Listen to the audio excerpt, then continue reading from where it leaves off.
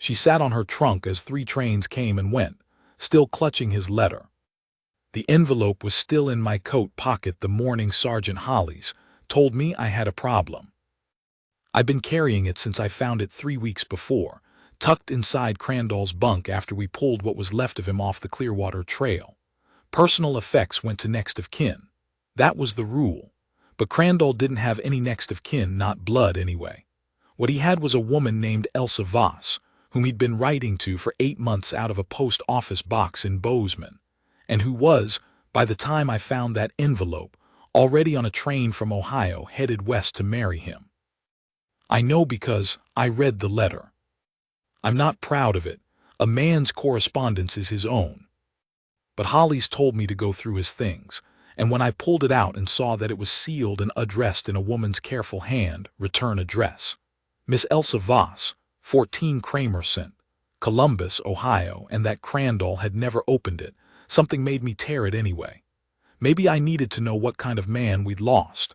Or maybe I was just tired of not knowing anything, after years of the Army telling me only what it wanted me to know. She'd written that she was coming, that she'd given notice at the millinery and sold most of her furniture and said goodbye to her sister. She wrote that she was nervous, which she said plain, without apology.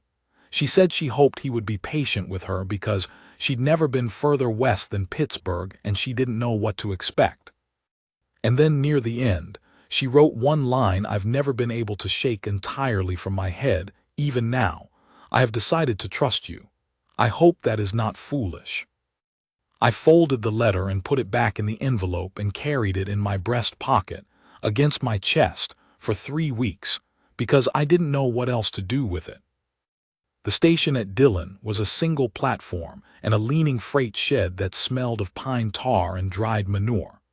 I got there on a Thursday afternoon with the envelope in my pocket and my hat pulled low, because I hadn't slept since Tuesday, and I didn't want whoever she was to see the state of my face before I'd said my piece. The eastbound had already come and gone. Station master, a round man named Eckert, told me the westbound was due at 3:30 and that there was a woman, yes, with a trunk, who'd been sitting on it since the 11 o'clock came through. She'd been on it when the 1 o'clock came through too. I went around the corner of the freight shed, and she was there. She was sitting upright on a flat-topped trunk, both hands in her lap, and in one of them was a photograph, small, the kind a man has taken at a traveling studio. Crandall's, I assumed. She wasn't crying. She wasn't doing anything particularly, just sitting there with her back straight and the photograph held at a precise angle, like she was studying it for information it hadn't given her yet. She was younger than I'd expected, maybe 28, maybe 30. Dark coat, buttons done all the way to the collar even though it was warm. Hair pulled back tight. She looked the way a person looks when they are working very hard at not falling apart in public, which is to say she looked controlled in a way that cost something. I stood 20 feet away for a moment. I didn't know what I was going to say. I'd been in the Army 12 years. I could navigate a river crossing in the dark. I could dress a wound and talk a man back from the edge of a panic that would have gotten him killed. I could not think of one useful word to say to this woman. I walked over anyway. She looked up when my shadow crossed her. Her eyes were gray, which I noticed because I wasn't expecting that, gray and steady. The kind of steady that is not calm but has decided to act calm as a matter of survival. I took off my hat. "Miss Voss," I said. She looked at me for a moment, then she looked back at the photograph. "You're not from the Army," she said. "No, ma'am, I'm a civilian scout now. My name is Thomas Aldridge. I knew Edmund Crandall." A pause. "Knew?" "Yes, ma'am." She nodded once, a small, slow nod, like she'd been expecting this, and had been sitting there on the trunk having that suspicion confirmed train by train. She set the photograph face down on her knee. "How long ago?" she said. 3 weeks. She looked out across the platform at the empty track. "He didn't tell me he was in any danger," she said. "His letters said he was a supply sergeant. He made it sound quite ordinary. It was ordinary, I said, and that was true. The worst things out here were always ordinary. That was the part nobody back east understood. She didn't say anything for a while. I stood there with my hat in my hands. A gust came through and moved some grit across the platform, and she didn't flinch from it, just let it go past. "The station master," she said finally, "has been very kind. He offered me the use of his office. I heard. He told me you'd been here since 11. I didn't know where else to go," she said. It came out matter of fact, not self-pitying, a statement of logistics. I sold everything. I gave up my position. She picked up the photograph again and looked at it. "I don't know this man at all, really. I have 8 letters. He had a neat hand." I didn't know what to say to that either, so I said nothing. "I found your letter," I said after a moment, "in his effects. The one you sent, the last one, he hadn't opened it." She went still. "I read it," I said. "I know I shouldn't have, I'm sorry." She turned her head and looked at me then, really looked at me. And I held it because a man who can't hold a woman's eyes when he's just told her something hard doesn't deserve to be looked at. "What did it say?" she asked. "I've forgotten." I told her. I told her nearly word for word, including the line at the end. I'd carried it long enough that I had it. "When I got to that last line, I have decided to trust you. I hope that is not foolish." She looked away again, out at the tracks. "Well," she said quietly. "I'm sorry," I said, "about all of it." She was quiet for a while. The 4 o'clock whistle sounded somewhere in the distance, still miles off. "Mr. Aldridge," she said, "do you have somewhere to be?" I thought about that. I had a bunk at Harnet's boarding house in town and a job that started up again Monday and nothing else in particular. "No," I said. "Would you sit with me," she said, "until I figure out what to do?" It wasn't quite a question. "Yes, ma'am," I said. I found a barrel near the freight shed and dragged it over and sat on it while the 4 o'clock came in, stopped, and left again without either of us boarding. She didn't talk much. I didn't either.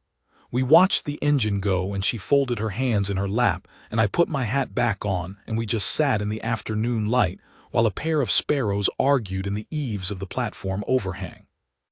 After a while she said, "Did you like him, Edmund Crandall?" I thought about it honestly. "He was a steady man," I said. "He didn't complain. When things went wrong, he got quiet and did the work. That's more than most." She nodded. "That was in the letters, too." "He deserved better than what happened to him," I said. "Most people do," she said. I bought her supper at the hotel dining room that evening because Eckert was closing the station and she had nowhere else to be, and because she hadn't eaten since the morning before. She admitted that quietly, without fuss, and I didn't make anything of it. She ate with the same controlled efficiency with which she appeared to do everything, working through a bowl of stew and a half loaf of bread, and she asked me questions while she ate. Practical questions, not personal ones. What was the town like? What did people do here? What did a civilian scout actually do day to day? I answered them straight. No embellishment.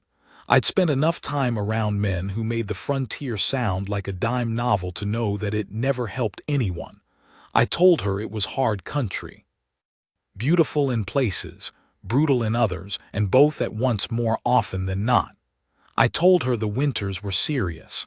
I told her there were good people and some who were not good, and that the distinguishing feature was not always obvious at first. She listened. She had a way of listening that was complete, not waiting for her turn to talk, actually taking in what you said. "You've been here a long time," she said. 12 years Army, 3 more on my own. "Do you like it?"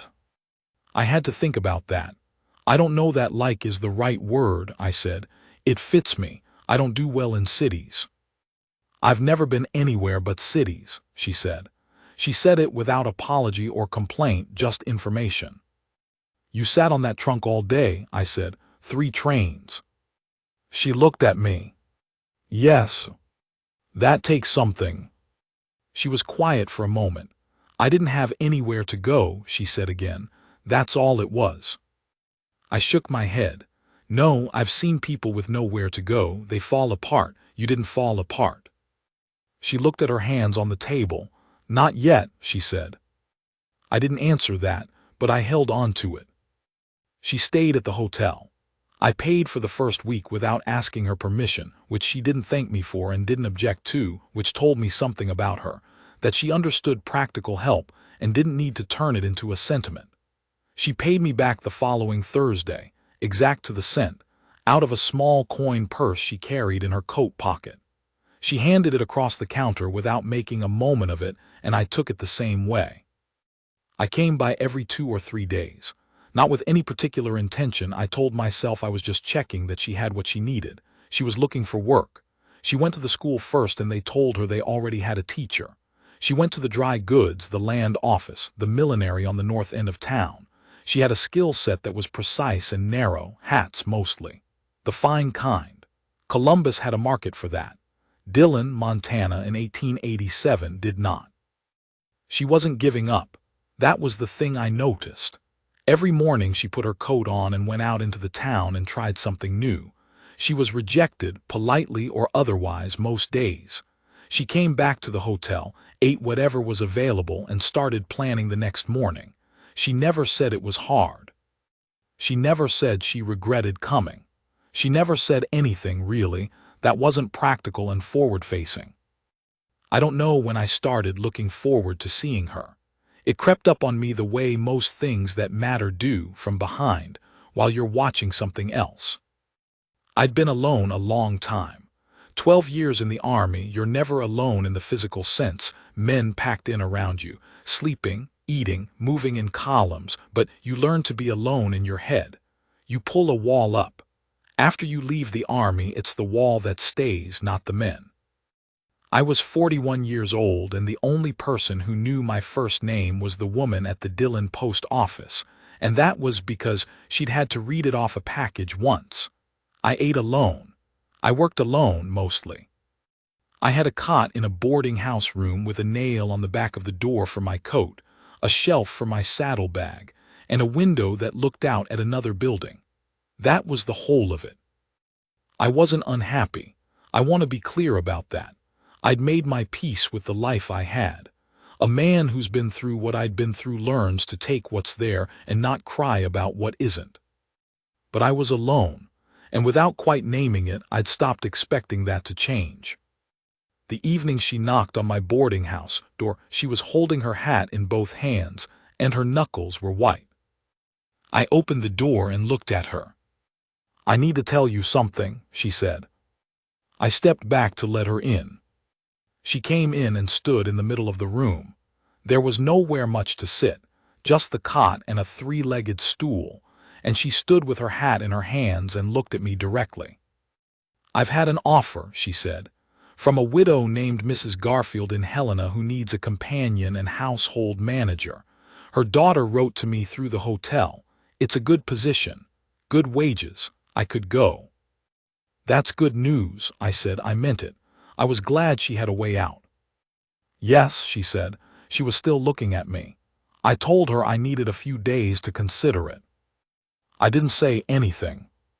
"I'm considering it now," she said. "In front of you, I thought you should know about it." I still didn't say anything. Something in my chest had gone quiet and careful, the way it does before something significant. "Mr. Aldridge," she said. "Thomas." First time she'd used my name. "Do you want me to go?" she said. Honest answer. I looked at her. She was standing in my boarding house room with her coat buttoned and her hat crushed in her hands and her gray eyes on mine, asking me a plain question. I said no. "Why?" she said. I thought about how to say it, and then decided that a woman who'd sat on a trunk through 3 trains and walked this town every day for 6 weeks, trying to make herself a place, deserved a plain answer. "Because I'm better when you're around," I said. I didn't know that about myself until recently. I don't do better with people usually. "With you I do." She looked at me for a long moment. That's an honest answer, she said. You asked for one. She put her hat on the stool. Then she crossed the room to where I was standing, and she did something I did not expect. She put her hand flat on my chest, over the breastbone, and left it there. I came out here to trust someone, she said. I picked wrong the first time, not my fault, but still, she paused. I think I'm picking again. I put my hand over hers. You're not picking wrong, I said. No, she said, I don't think I am. We stood like that for a while, her hand under mine, her eyes steady on my face. She wasn't soft, and she wasn't fragile, and she wasn't grateful in the way that makes a man feel responsible. She was choosing. That was the thing I felt standing there, the full weight of a real choice being made by a woman who could have left, who had a good reason to leave and a good place to go, who was instead standing in a 9x12 boarding house room with her hand on a worn-out scout's chest because she decided he was worth something. I don't know what I'd done to deserve that. I'm not sure deserving is the right frame, but I know what it felt like. It felt like being seen by someone with clear eyes. We married in March, at the church on the east end of town, in front of 7 people and a very cold morning. She wore her dark coat because it was what she had. I wore a jacket I borrowed from Harnett, the boarding house man, because it was the only jacket in Dillon that fit my shoulders. Neither of us made speeches. The Reverend asked us what he needed to ask us, and we said what we needed to say, and that was the end of the ceremony. She signed the register in her careful hand, Elsa Aldridge, and I signed under it and felt the pen scratch against the paper and thought, there it is. Outside on the church steps, she took my arm and we walked back into town through the cold, and the bare cottonwoods along the street threw black shadows across the snow, and she put her head briefly against my shoulder while we walked, just for a moment, and then lifted it again. Are you all right? She said. Yes, I said. You? Yes, she said, and then almost to herself, better. I didn't ask better than what. I knew the answer. She'd been surviving for months. Since the trunk, since the trains, since the cold dining room in the hotel where she'd eaten alone, and I'd come in and sat across from her like I had something to offer when I wasn't sure yet that I did. She'd made a place here by will alone. Made a place for both of us, really, though she wouldn't put it that way. We moved into a small house at the edge of town that spring, a 2-room place with a good stove and a porch that faced west. It cost more than I had, but I'd done some work for a ranch owner named Pryor that winter, tracking stolen horses, and he'd paid fair. We painted the porch railing in April. White, her idea. It looked right.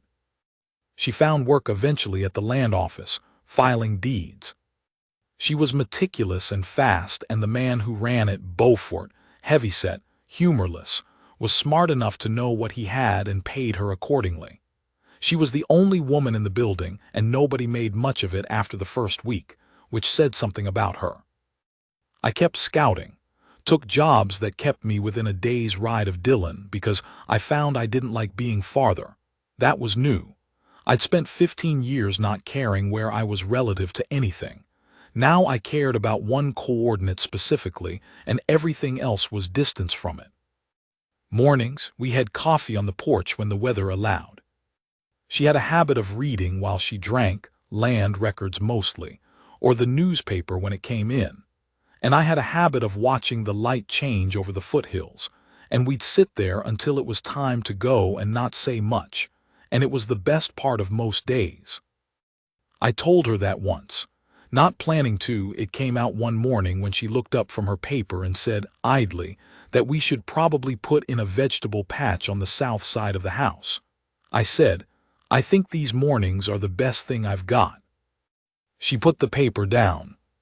She looked at me the way she'd looked at me in that boarding house room, that complete, steady attention. Good, she said, that's good.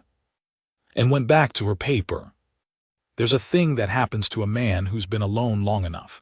He forgets what being cared for feels like. Not cared about, that's different and rarer. I mean cared for. Practical, quiet, attentive. Someone who notices when your boot sole is going and says so before you've got a wet foot in a November creek. Someone who puts a plate on the table on the evenings you've come in late and cold and haven't thought to ask for anything. Who sits across from you and reads, and doesn't need you to perform or explain yourself. Elsa was all of that, but that's not quite the whole of what I want to say. What I want to say is that she saved me, and she didn't make a thing of it. I was not in good shape when she arrived. I wouldn't have said so at the time. I was functional, I was employed, I was sober, which by Army standards meant I was doing fine. But there is a kind of running down that happens to a man who has no one looking at him like he matters, and I had been running down for years without fully knowing it. Hollow, efficient, getting through. She didn't sweep in and fix me. It wasn't like that. She just arrived, stayed, kept choosing to stay day after day in a way I could feel, and something in me that had stopped expecting to be worth anything started slowly, like a fire that's been low for so long you forgot it was there, coming back up. The night before I'm thinking of was late October. We'd had an early cold snap, and I'd spent 2 days helping a rancher south of town shore up his stock fencing against the coming winter. I came in after dark, cold to the marrow, and she was at the stove. She didn't fuss. She put a bowl in front of me and sat down across from me and watched me eat, and when I'd gotten most of it down, she said, "A letter came from your brother." I looked up. I hadn't heard from Daniel in 4 years. We'd parted badly, one of those army and after silences that calcify if you leave them long enough. "He wrote to you," I said. "He wrote to us," she said, and she set it on the table. I looked at the envelope. My name, her name, our address. "I didn't open it," she said. "You could have." "I know," she said. "Open it." Daniel had heard I'd gotten married, small-town telegraph lines being what they are, and had written to say he was glad, and to say he was sorry about the years. He had 5 words in there that I won't repeat because they're mine, but they were the right 5 words. I set the letter down, and I sat there for a moment looking at the table. Elsa put her hand on mine, just that, her hand warm, covering the back of my hand. "You should write back," she said. "I know," I said. "He's your family." "I know." She left her hand there. Outside, the wind moved against the windows.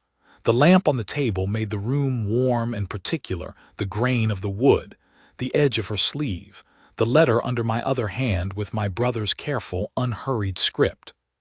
"You have people now," she said. "That's what this is." I looked at her. I didn't have a word for what was happening in my chest. I was a man who'd spent 12 years learning not to need anything, and another 3 years proving I'd learned it. And here was this woman who'd come west to marry a stranger and sat through 3 trains rather than retreat, who'd spent 6 weeks making herself a life from nothing in a cold Montana town, and who had apparently, somewhere in that process, decided that my particular assortment of hard edges and long silences and middle-aged stubbornness was worth not just tolerating but keeping. I turned my hand under hers and held it. "Thank you," I said. She looked at me with those clear gray eyes. "You don't have to thank me," she said. "You're a good man, Thomas.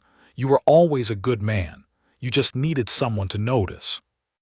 I didn't answer that. I didn't need to. The lamp burned steady. Her hand was warm in mine. The letter from Daniel was on the table, and tomorrow I would write back. That was all. That was all of it, and it was enough. That was 31 years ago. The house is bigger now. We added a room in the 2nd year and another after the children came, and the porch railing has been painted twice more since that first April. She still reads in the mornings. I still watch the light on the hills. I kept the envelope with her letter all those years. The one from the trunk, the one I read when I shouldn't have. I still have it. The photograph of Crandall I gave to his sister when I found her, years later up in Missoula. But the envelope I kept. Not the letter itself.